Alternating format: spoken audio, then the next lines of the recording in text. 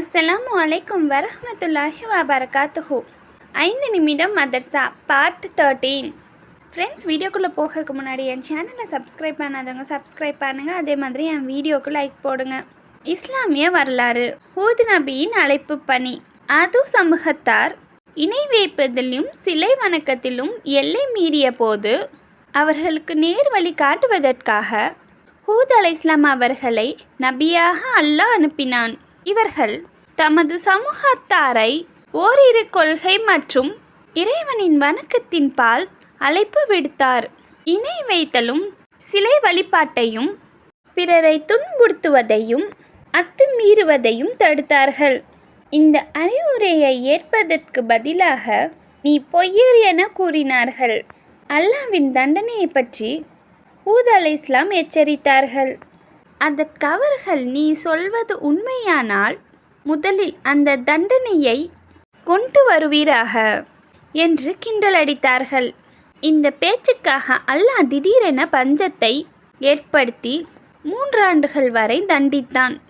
இதனால் இந்த மக்களின் வயல்கள் தோட்டங்கள் விளைச்சலின்றி காய்ந்து நாசமாகின. இவ்வளவு பெரிய நாசத்தில் இருந்து படிப்பினை பெறுவதற்கு பதிலாக அந்த மூடர்களின் அக்கிரமம் வரம்பு மீறின. இதனால் அதிகம் கோபம் கொண்ட அல்லாஹு தாலா 1 வாரம் வரை பலத்த புயலை வீச செய்து அவர்களை முற்றிலுமாக அழித்தொழித்தான். அது சமுதாயம் அழிந்தது பிறகு ஈமான் கொண்ட மக்களை அழைத்து கொண்டு யமன் தேசத்தில் உள்ள ஹலராமவுத் என்ற ஊருக்கு ஹூத் நபி சென்றடைந்தார்கள். இங்கு 50 ஆண்டுகள் வரை இறைப்பணி செய்துவிட்டு தமது 464வது வயதில் காலமானார்கள். அல்லாஹ்வின் ஆற்றல். ஜம்ஜம் தண்ணீர். அல்லாஹு தாலா உலகில் கடல், ஏரி, குளம், பனிக்கட்டி, மலை, ஊற்றுநீர் ஆகியவற்றை படைத்துள்ளான். என்றாலும் ஜம்சம் தண்ணீரையும் படைத்து தமது வல்லமையை வெளிப்படுத்தி உள்ளான். மற்ற தண்ணீரை போல் இதுவும் தாகத்தை தீர்க்கும் தன்மை பெற்று இருந்தாலும் இது பசியை போக்குவதுடன் நோய் நிவாரணியாக இருப்பது இதன் சிறப்பாகும். மற்ற தண்ணீர் விரைவில் கெட்டு உபயோகிக்கமற்றதாக ஆகிவிடும். ஆனால் ஜம்சம் தண்ணீர் கெடுவதில்லை, புழு பூச்சி ஏற்படுத்துவதும் இல்லை. இவ்வளவு சிறப்பு அம்சங்கள் கொண்ட ஜம்ஜம் நீரை படைத்து அல்லாஹு தாலாவின் ஆற்றலுக்கு மாபெரும் சான்றாகும். ஒரு ஃபரலை பற்றி. ஹஜ் யாரின் மீது கடமை? எவர் அங்கு சென்று வர சக்தி பெற்றிருக்கிறார்களோ அத்தகைய மனிதர்கள் மீது அல்லாஹ்க்காக அந்த ஹஜ் செய்வது கடமையாகும் என அல்லாஹு தாலா குர்ஆனில் கூறியிருக்கிறான். ஒரு சுன்னத்தை பற்றி. வலது பக்கம் ஒருக்கணித்து படுத்தல். முஹம்மது ஸல்லல்லாஹு அலைஹி வஸல்லம் அவர்கள் வலது பக்கம் ஒருக்கணித்து படுத்து உறங்குவார்கள் என பர்ரா இப்னு அஜீப் ரலியல்லாஹு அவர்கள் அறிவித்துள்ளார்கள். ஒரு முக்கிய அமலின் சிறப்பு. கொடைத்தன்மையை கையாளுங்கள். அல்லாஹு தாலா கொடையாளன். அவன் தர்மத்தை விரும்புகிறான், நற்குணத்தை விரும்புகிறான், தீய குணத்தை வெறுக்கிறான். ஒரு பாவத்தை பற்றி. குறையை மறைத்து விற்றல். குறையுள்ள பொருளை அதை மறைத்து விற்பவரை அல்லாஹ் வெறுக்கிறான்.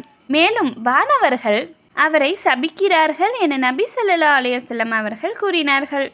உலகத்தை பற்றி. உலக செல்வத்தின் சாராம்சம். உலகில் எவரேனும் உடல் ஆரோக்கியத்தை பெற்று குடும்பத்தினரால் நிம்மதியுற்று ஒரு நாளுக்குரிய உணவுக்கான வசதியும் பெற்றுள்ளாரோ அவர் எல்லா செல்வங்களையும் அடைந்துள்ளவராக கருதுகள் என நபி ஸல்லல்லாஹு அலைஹி வஸல்லம் அவர்கள் கூறினார்கள். மறுமையை பற்றி. சொர்க்கவாசிகளின் பாக்கியம். குர்ஆனில் அல்லாஹு தாலா கூறுகிறான், நிச்சயமாக சொர்க்கவாசிகள் மிக்க மகிழ்ச்சியுடையோராக இருப்பார்கள். அவர்களும் அவர்களுடைய மனைவியாரும் நிழல்களில் கட்டில்களில் மீது சாய்ந்தவர்களாக இருப்பார்கள். அங்கே அவர்களுக்கு பல வகை கனிகள் உண்டு. இன்னும் அவர்கள் வேண்டுவது அங்கு கிடைக்கும். நபி வழி மருத்துவம். ஜைத்துன் எண்ணெயின் நன்மைகள். ஜைத்துன் எண்ணெயை அருந்துங்கள். உடம்பில் பூச்சிகள், அதில் 70 வகையான வியாதிகளுக்கு நிவாரணம் உள்ளது. அவற்றில் குஷ்ர நோயும் ஒன்று என நபி ஸல்லல்லாஹு அலைஹி வஸல்லம் அவர்கள் கூறினார்கள். குர்ஆனின் அறிவுரை. நம்பிக்கை கொண்டோரே, நீங்கள் அல்லாஹ்வை அவனை அஞ்ச வேண்டிய முறைப்படி அஞ்சுங்கள். மேலும் முஸ்லிம்களாக அன்றி நீங்கள் மரணிக்காதீர்கள் என குர்ஆன்ல அல்லாஹு தாலா கூறுகிறான்.